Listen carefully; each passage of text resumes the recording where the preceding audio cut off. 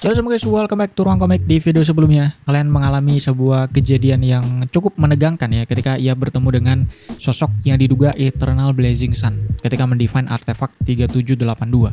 Sebelum itu kalian juga sudah ketemu dengan Derek Bird yang kemudian ia rekrut ke dalam Terror Club dengan kode nama The Sun. Nah, setelah kemudian balik ke dunia nyata, kalian menghabiskan 1 jam sendirian riwa-riwi di situ karena dia harus menjaga artefak 3782 keluar dari kota Lamut. Sebelum kemudian Fry datang untuk menggantikan kalian menjaga artefaknya dan kalian langsung balik ke penginapan dan langsung tidur.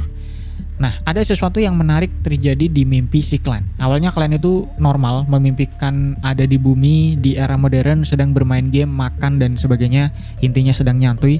Namun tiba-tiba mimpinya ini mendadak berubah. Kembali ke Tingen, ada di meja makan, sedang baca koran sambil makan di rumahnya. Di sini kalian langsung sadar kalau dia itu sedang bermimpi, karena seperti biasa, kalian itu punya sebuah kemampuan untuk tetap sadar di bawah pengaruh orang lain.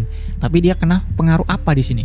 Nah, tiba-tiba kalian melihat ke arah jendela, dan di luar jendela tersebut ada sosok Kapten Dun yang melihat ke dalam, tapi hanya setengah saja.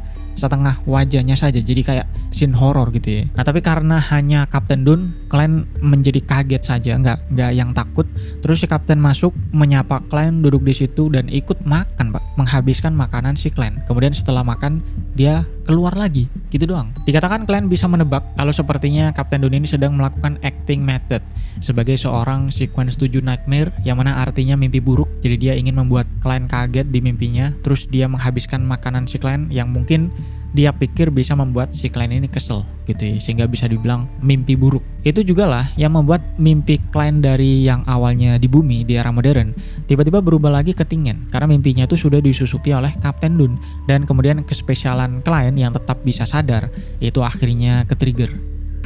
Nah, singkat cerita, Senin pagi mereka pulanglah ke Nighthawk. Kalian sempat tidur di Nighthawk sebentar, terus janjian ketemu dengan Dr. Dexter Guderian di tempat latihan nembaknya si Clan yang biasanya, yang milik Nighthawk. Lalu sedikit info menarik di sini mungkin kalian pengen tahu. Kalian itu menjalin koneksi secara rahasia dengan Dexter ini. Itu punya cara sendiri untuk janjian. Mereka akan menulis surat dengan kode-kode tertentu yang hanya mereka yang paham. Lalu kalau urusan ini tidak penting, mungkin menginfokan sesuatu doang gitu ya, yang tidak harus segera ditindak, Dexter itu bisa mengirim suratnya ke Hound Pub, yaitu klub yang sama yang kalian datangi dulu ketika bergabung ke Nighthawk, karena klub ini punya koneksi dengan Nighthawk. Surat ini ditujukan kepada Mr. Hornesis. Nama samarannya si klien itu Hornesis. Dan kalian akan datang ke situ, ke Hound Pub ini secara berkala untuk mengecek apakah ada surat dari Dr. Dexter. Lalu kalau urusannya ini penting dan harus segera direspon, Dexter akan datang langsung ke Hound Pub dan memberikan suratnya langsung kepada Mr. Wright. Sama seperti kalian dulu, Dexter harus menyebut ingin menyewa mercenaries, sehingga Mr. Wright pasti akan paham dan langsung menginfokan hal ini kepada Nighthawk kalau memang urusannya sangat penting.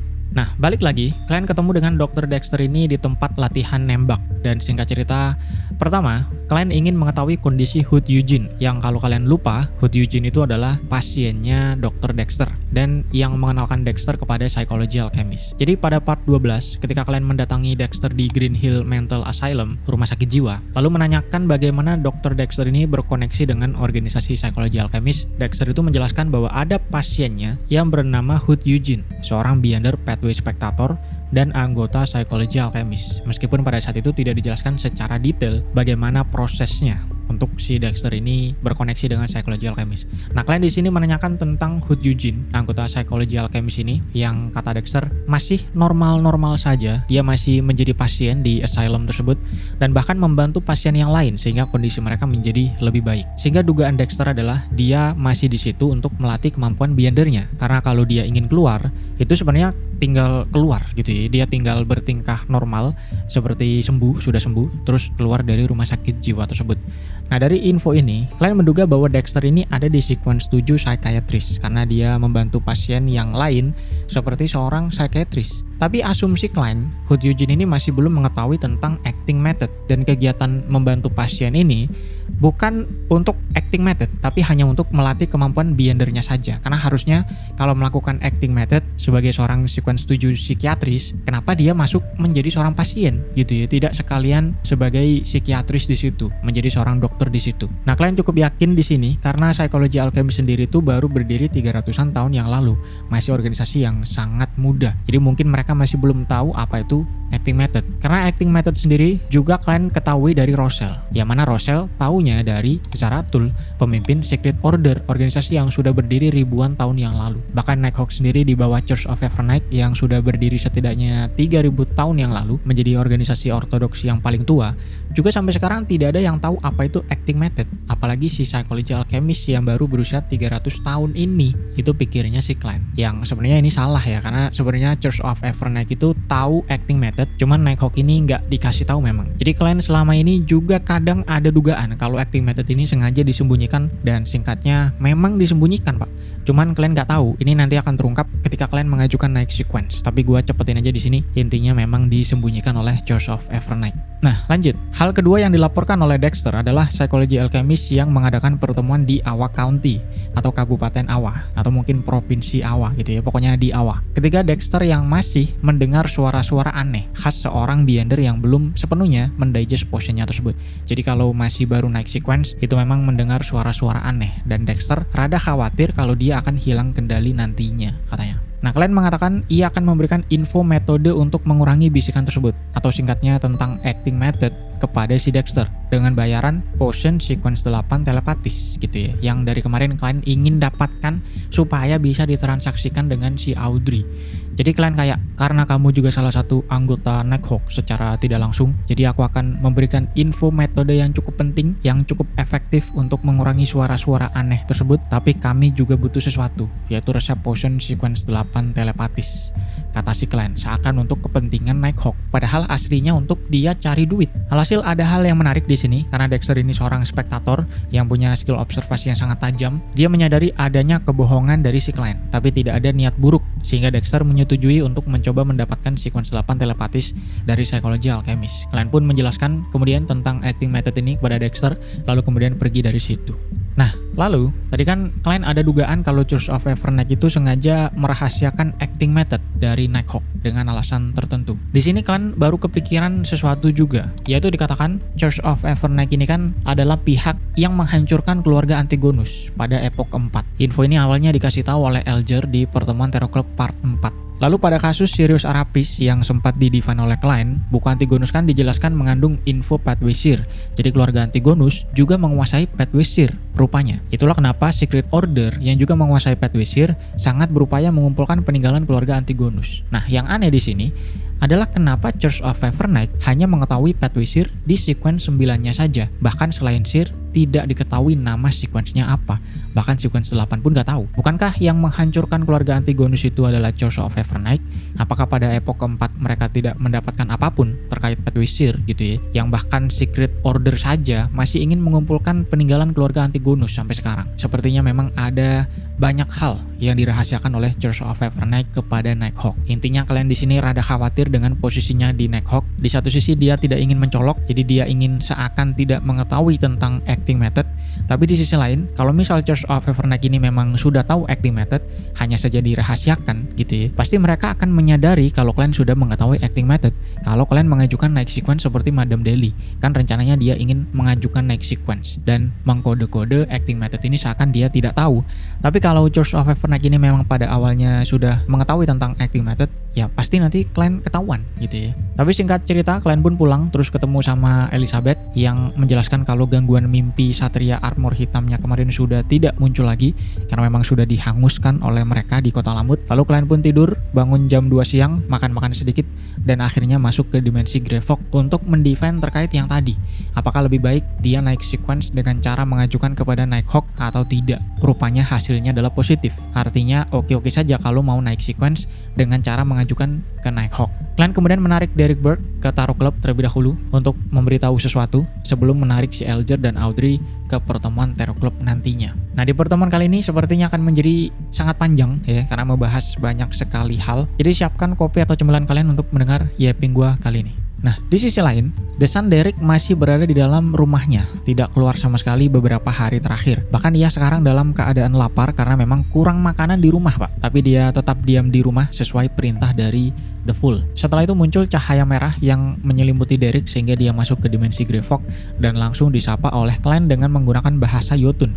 Kita bertemu lagi, gitu. Lalu Derek menyapa balik dan berterima kasih karena Mr. Full ini menepati janjinya tersebut. Nah, setelah itu kalian ngomong dengan bahasa Loen, bukan bahasa Jotun, tapi berusaha menggunakan dimensi Greyfog untuk mentranslate perkataannya tersebut ke bahasa Jotun, dan rupanya berhasil. Jadi percakapan setelah ini kebanyakan itu adalah beda bahasa yang tapi ditranslate oleh dimensi Greyfognya si Clan. Jadi pertama, kalian memberikan honorific name-nya kepada Derek, yang mana ada 3 baris. The Fool Who Doesn't Belong to This Era, The Mysterious Ruler Above the Greyfog, The King of Yellow and Black, Bewilched Good Luck. Nah, mendengar ini Derek nampak terkejut tapi nggak dijelaskan kenapanya. Kemudian ia kembali fokus untuk mengingat honorific name tersebut. Kalian juga menyuruh Derek untuk melakukan ritualistic magic setelah kembali ke dunia nyata nantinya, sama seperti yang dilakukan oleh Alger dan Audrey tempo hari. Lalu kalian menjelaskan juga tentang ritualistic magic ini yang bisa digunakan untuk izin tidak ikut pertemuan dan sebagainya. Pokoknya sama seperti yang dikasih tahu kepada Audrey dan Alger. Tapi yang beda adalah kalian mengatakan kalau saat tiba pertemuan Terror Club, kalian itu akan memberikan peringatan kepada Derek, sehingga Derek harus mengasingkan dirinya dalam kurun waktu 1000 detak jantung. Atau kalau dimenitkan itu sekitar 14-17 menit. Jadi dalam waktu 17 menit ini Derek harus mengasingkan diri karena akan ditarik ke dimensi Greyfog. Nah, kalian menggunakan istilah aneh ini karena dia sendiri belum tahu bagaimana satuan waktu bekerja di City of Silver. Siapa tahu mereka nggak tahu istilah hari gitu ya, atau jam, atau menit. Lalu setelah itu, kalian juga sempat memperingatkan Derek untuk jangan terlalu mengungkapkan banyak hal, termasuk dari mana dia berasal dan sebagainya. Pokoknya jangan terlalu gegabah nanti di pertemuan Terror Club. Nah, singkatnya kalian pun menarik Alger dan Audrey untuk pertemuan Terror Club, lalu mengenalkan anggota barunya dengan kode The Sun, dan kemudian mengenalkan Justice dan Hangman kepada The Sun. Di sini setelah sapa-sapaan seperti biasa, Audrey menjadi cukup excited karena merasa dia sudah menjadi senior dan punya adik baru gitu ya. Sedangkan Alger sendiri dikatakan malah rada kecewa karena Mr. Full itu memasukkan anggota baru secara tiba-tiba tanpa memberitahu mereka terlebih dahulu. Tapi kemudian dia mikir lagi, memang kenapa Mr. Full ini kudu lapor siapa si Alger gitu ya. Tiba-tiba dia sadar diri. Nah, Audrey pun secara spontan langsung mengobservasi si The Sun, remaja yang masih muda. Dari gerakan tubuhnya dia merasa nervous, rada pendiam juga, dan seterusnya. Lalu fokus ke pertemuan seperti biasa. Pertama adalah urusan catatan Emperor Roselle. Audrey mengatakan dia membawa 2 halaman, tapi katanya dia punya 3, cuman dia masih belum sanggup untuk mengingat 3 halaman sekaligus untuk dimanifestasikan. Kalian pun menanyakan bayaran apa yang Audrey inginkan dari catatan tersebut, dan Audrey ingin mendapatkan potion sequence 8 telepatis. Meskipun mungkin harganya lebih mahal dari catatan tersebut, Audrey bisa memberikan uang juga sebagai kompensasi katanya. Namun Audrey sadar kalau sosok seperti Mr. Full ini mungkin tidak peduli lagi dengan uang. Jadi menghargai dengan uang itu bukankah hal yang kurang ajar gitu ya. Sehingga seketika Audrey meminta maaf, dia tidak bermaksud kurang ajar. Dia cuma ingin memberikan kompensasi. Nah, tapi di sisi lain si kalian malah berpikir, nah itu bagus itu sebenarnya kalau bisa dapat uang boleh juga. Tapi dalam hati ya. Kalian pun memikirkan bagaimana dia harus menjawab nantinya, bagaimana membuat sebuah alibi. Lalu akhirnya kepikiran sebuah ide. Dia bisa bilang kalau ada seorang blessed-nya yang butuh duit juga. Yang mana blessed itu kayak manusia yang diberkati gitu ya, pengikut The Fool yang diberkati secara langsung oleh The Fool. Jadi bikin aja alasan duit ini untuk blessed-nya tersebut atau pengikutnya tersebut. Nah, lalu dijelaskan tentang bank di Loen, lebih tepatnya bernama Backland Bank, yang cukup panjang. Jadi ada sekitar 7 bank terbesar di Loen dan salah satunya adalah Backland Bank. Tapi yang penting adalah kalian bisa membuat rekening rahasia di Backland Bank ini dan tidak ada nama pribadi gitu ya. Jadi bisa digunakan untuk transaksi secara rahasia untuk menerima duit dari si Audrey tanpa mengekspos identitasnya tersebut. Nah, menariknya ketika mendengar potion telepatis, The Sun Derek menanggapi dengan bertanya apakah maksudnya potion telepatis itu adalah sebelum psyche analysis. Kalau iya, aku bisa mendapatkan potion tersebut katanya. Jadi rupanya sequence 7 psychiatrist itu dikenal Derek dengan psyche analysis, sepertinya nama kuno dari psychiatrist. Derek menjelaskan lagi bahwa pathway ini berasal dari ras naga, sedangkan City of Silver itu dulunya dipimpin oleh Giant King. Dan kita tahu sendiri kalau Giant dan Naga itu adalah 2 ras yang bermusuhan, sehingga kita mengetahui pathway ini setidaknya sampai sequence 7. Jadi aku bisa mendapatkan potionnya, kata si Derek. Nah, di sisi lain, kalian hanya bisa menghela nafas dalam hati kayak, lah tadi kan gua bilang jangan mengekspos terlalu banyak, malah mendongeng dia gitu ya. Tapi kemudian sadar kalau Derek ini masih seorang remaja sekali memang. Kemudian terkait pathway spektator yang katanya berasal dari ras naga, itu mengungkapkan juga kenapa lambang di belakang kursi Miss Justice itu adalah naga.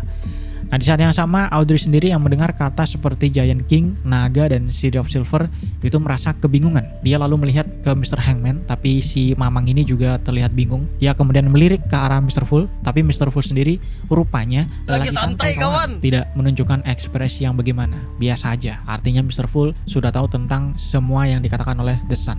Nah, Audrey pun menanyakan di mana itu City of Silver. Tapi di sisi lain, Derek sendiri juga bingung. Ini dua orang sebenarnya dari mana gitu ya. Jadi Derek itu tidak pernah ketemu dengan orang lain selain dari City of Silver. Bahkan mungkin nggak tahu kalau ada benua lain di luar Forsaken Land of the Gods. Dan bisa jadi dia mengira dua orang ini yang ditarik ini juga berasal dari City of Silver.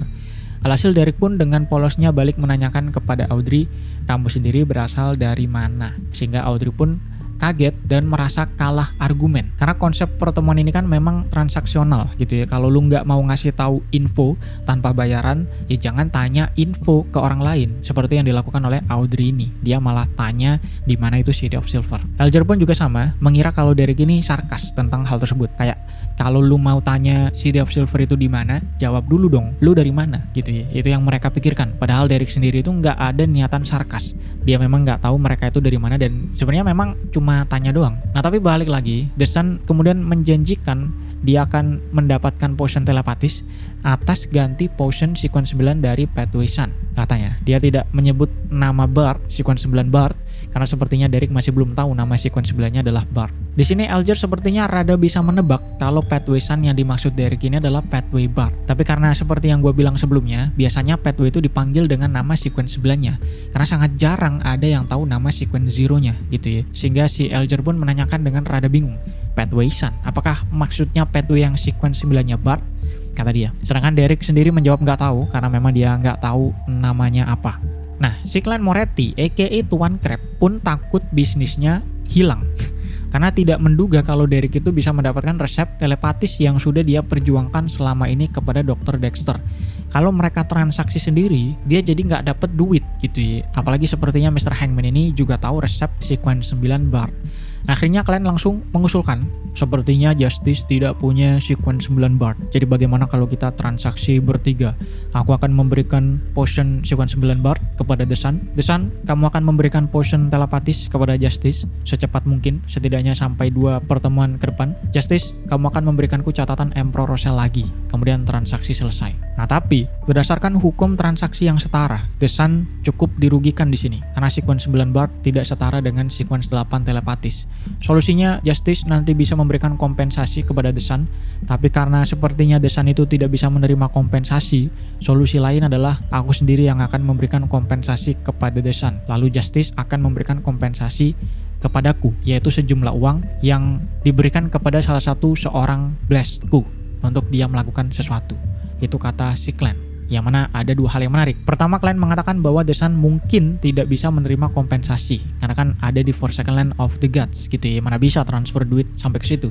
Kedua adalah fakta bahwa The Fool mempunyai seorang pengikut atau blessed, sehingga hal ini cukup membuat Audrey dan Elger penasaran, apalagi tentang asal-usul The Sun, kenapa dia tidak bisa menerima kompensasi tersebut. Nah, singkat cerita, The Sun dan Miss Justice setuju dengan solusi Mr. Fool, sehingga The Fool Clan lalu memanifestasikan resep potion sequence 9 Bard kepada Derek, yang rupanya beberapa bahannya juga punya nama kuno yang kemudian berubah nama gitu ya, tapi sudah ditranslate juga sama si Clan. Setelah itu Audrey memberikan catatan Rosel kepada si Clan. Ada beberapa rangkuman di sini, ada 5. Yang pertama, Matilda, istrinya si Rosel, itu sedang hamil 3 bulan. Jadi dia mencari seorang maid, lalu dia diundang oleh Countess Florais ke sebuah pesta. Kedua, Rosel dimintai bantuan oleh Archbishop Van Estin. Dan besoknya, Rosel mengetahui sesuatu dari Archbishop Estin, bahwa setelah melewati sequence 5, artinya sudah ada di high sequence Beyonder gitu ya, sudah menjadi demigod. Rupanya seorang Beyonder itu bisa pindah pathway ke beberapa pathway yang lain, tergantung pathway-nya apa. Ada yang bisa ke 2 pathway yang berbeda, ada yang cuma bisa pindah 1 pathway berbeda, jadi nggak bisa semuanya. Rosel memberikan beberapa contoh. Pertama adalah pathway Sleepless dan Corpse Collector. Jadi di sequence 4-nya itu bisa pindah-pindah antara dua pathway ini. Kemudian pathway Savant dan Mystery Prior itu juga bisa pindah. Nah, ini sepertinya sudah cukup detail, jadi gua nggak perlu menjelaskan lagi. Intinya di sequence 4 ke atas itu bisa pindah antar pathway yang memang cocok. Misal dari sequence 4 pathway Savant, dia nggak tahu sequence 3-nya apa, tapi dia tahu sequence 3 dari pathway Mystery Prior. Itu bisa pindah ke sequence 3 Mystery Prior. Asalkan dua pathway ini memang cocok, tergantung pathway-nya apa.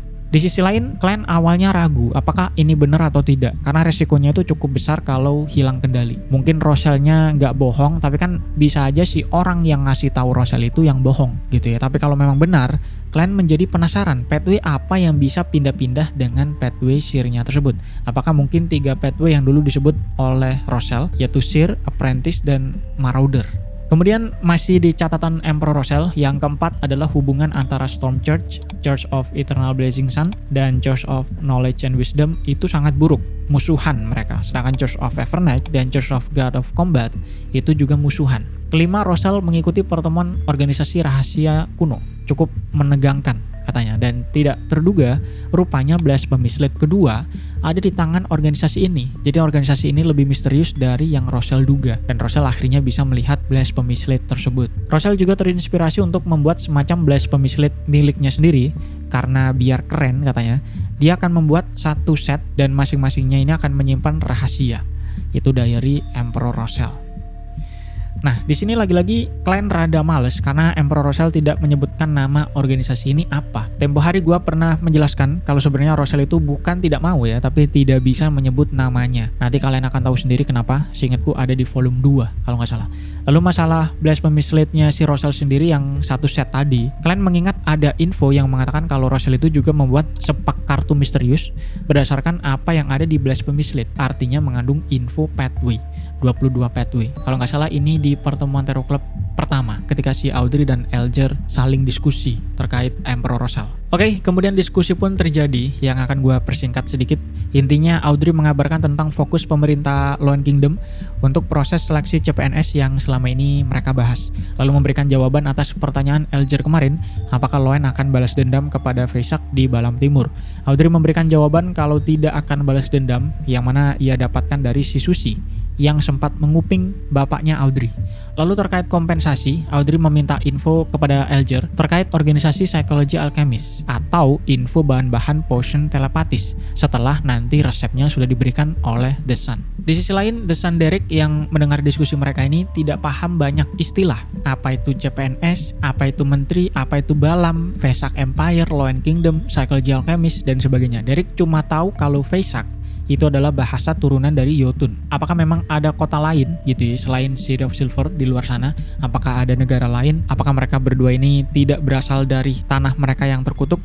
Itu Derek masih sangat kebingungan. Nah, Audrey kemudian memberikan info, dia kemarin sempat datang ke sebuah pertemuan dan berkontak dengan seorang yang dipanggil sebagai Mr. A, katanya. Yang mana ini adalah ketika bersama Force, Sayo, dan Glenn. Yang mana kalian juga tahu seorang yang dipanggil dengan Mr. Z, yang ada di suratnya Sirius Arapis yang adalah anggota Aurora Order, pengikut True Creator. Jadi kalian bisa menebak kalau Mr. A yang disebut Audrey ini mungkin adalah juga dari Aurora Order.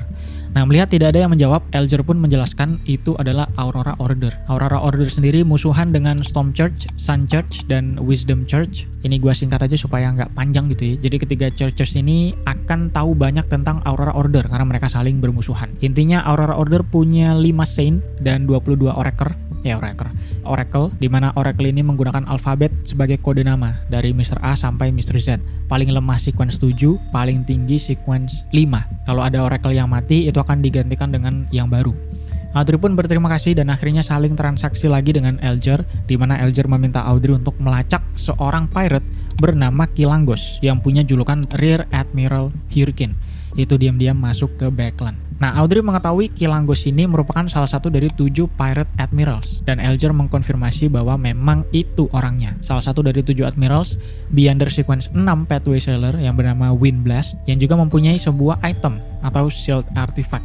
Orangnya sangat kejam dan berbahaya dan cerdas, jadi jangan sekali-kali mencoba untuk melawan langsung, kata si Elger. Kemudian Elger meminta tolong ke Mr. Full apakah dia bisa meminta seorang pengikutnya atau seorang blastnya untuk membantu di saat-saat yang genting, katanya. Dan kalian hanya menjawab, oke aja, tapi kalau misal Blazku ada di backland, kata dia. Padahal dia nggak punya. Dan karena jawaban ini tidak mengkonfirmasi tapi juga tidak menolak, Elger sendiri menjadi ambigu gitu ya, apakah dia akan mengharapkan bantuan atau tidak. Nah, Audrey menanyakan item apa yang dipunyai oleh Kilangos tadi. Terus Elger menjelaskan tidak ada yang tahu nama asli item ini apa, artefak ini apa, tapi orang-orang menyebutnya Creeping Hunger. Item ini akan memakan pemakainya sendiri kalau tidak dikasih makan jiwa atau tubuh manusia. Jadi Kilangos tentunya ngasih makan manusia. Tapi di kota besar seperti Backland, adanya korban beberapa itu tidak akan bisa digunakan untuk melacak si Kilangos. Kilangos sendiri adalah sequence 6 Wind Blast dari Pathway Sailor, jadi kekuatannya harusnya sekitaran laut, air, atau badai. Tapi dia rupanya bisa melakukan hal lain, seperti membuat korbannya menjadi gila, masuk ke mimpi orang lain, atau mensamen cahaya yang bisa melawan spirit. Jadi dugaan mereka, tambahan kekuatan ini adalah efek dari artefak Creeping Hunger tersebut. Nah, mendengar penjelasan Elger, Derek tiba-tiba mengatakan Shepherd, katanya. Sehingga Audrey dan Elger sama-sama bingung. Shepherd? Apa Shepherd? Derek lalu menjelaskan kalau yang dideskripsikan oleh Hangman tersebut adalah ciri-ciri sequence Shepherd. Jadi seorang Shepherd bisa memakan jiwa makhluk lain, termasuk Wraith dan Evil Spirit, lalu mengendalikan mereka, bahkan menggunakan kemampuan mereka juga. Sehingga tidak ada yang tahu berapa jumlah kemampuan yang dipunyai oleh seorang Shepherd, tergantung berapa jiwa yang mereka makan. Itulah yang membuat mereka sangat menakutkan. Meskipun ada juga yang mengatakan kalau jumlah maksimal jiwa yang bisa dimakan itu terbatas, kata si Derek. Nah, Elger kemudian menanyakan itu sequence berapa dari pathway apa. Kemudian, supaya kelihatan tahu segalanya, supaya keren gitu ya, klien kali ini inisiatif menjawab bahwa Shepherd adalah sequence 5 dari pathway Secret Supply. Padahal dia tahu juga dari si Derek kemarin.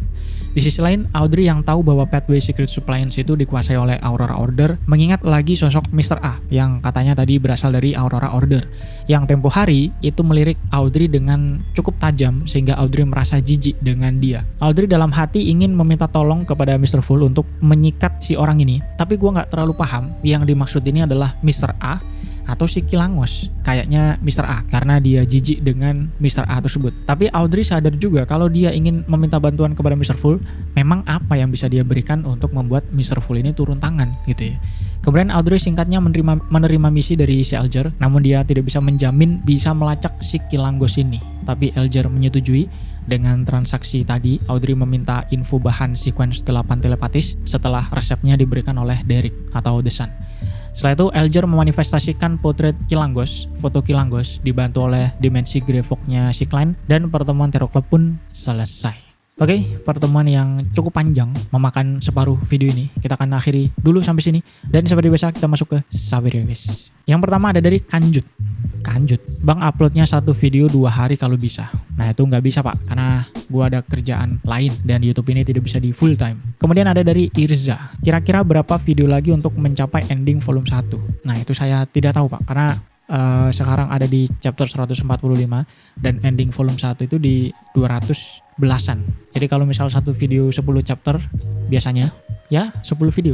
Kemudian ada dari Praise the Fool, ngopi bang. Oh ya, kalau pas bahas pertemuan Terror Club agak lebih detail, seru aja soalnya. Oke, next kalau ada pertemuan Terror Club lagi, itu akan gue jelaskan dengan cukup detail gitu ya. Yang kemudian ada dari Serara, buat ngopi kalau pas lagi ngedit bang. BTW di sequence berapa kalian bisa bikin klonnya hidup bang? Ditunggu next video LOTM-nya bang. Kalau gue cek di wikinya, pertama kali Mr. World muncul itu di chapter 263.